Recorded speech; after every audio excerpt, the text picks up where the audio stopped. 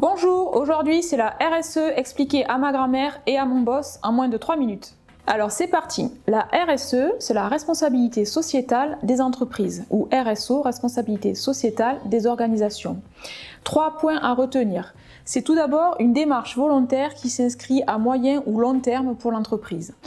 Ça permet tout simplement d'intégrer les enjeux liés au développement durable, tout en étant guidé par un cadre de référence. Il existe plein de cadres de référence, si on devait en retenir qu'un seul, ça serait la norme ISO 26000. La particularité de cette norme, c'est qu'elle n'est pas certifiante et qu'elle pose des lignes directrices, organisées entre autres autour de 7 questions centrales. Les 7 questions centrales servent de guide pour structurer une démarche RSE. Qu'est-ce qu'on y retrouve? On y retrouve dans un premier temps la gouvernance. Ensuite, on a la communauté, tout ce qui est lié à la communauté et au développement local, tout ce qui est lié aux droits de l'homme, tout ce qui est lié aux relations et aux conditions de travail, à l'environnement, à la loyauté des pratiques et aux questions relatives aux consommateurs.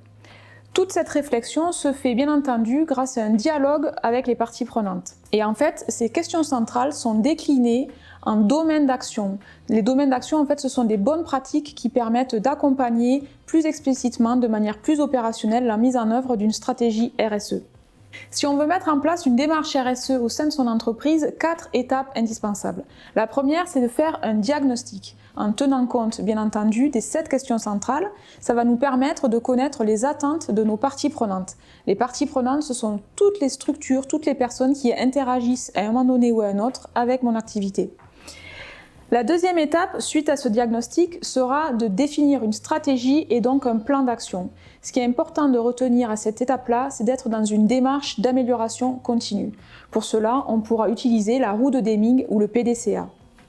Troisième étape, identifier des indicateurs clés de performance. Pourquoi? Tout simplement pour mesurer nos actions et savoir si on est sur le bon chemin. Dernière étape, ça va consister à valoriser et à communiquer. Ce qui est intéressant à ce niveau-là, c'est surtout d'être crédible et donc de communiquer avec humilité et transparence. Pourquoi mettre en place une démarche RSE? Il y a plein de raisons valables qui expliquent la pertinence de mettre en place une telle démarche. Ce qu'il faut retenir, c'est que c'est souvent soit pour saisir des opportunités, soit pour minimiser les risques.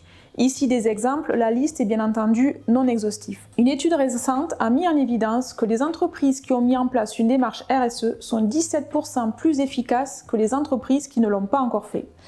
Alors j'espère vous avoir convaincu. Si vous avez des commentaires ou des questions, n'hésitez pas à les noter juste en dessous de cette vidéo ou peut-être au-dessus. Et je vous dis à bientôt sur nos réseaux.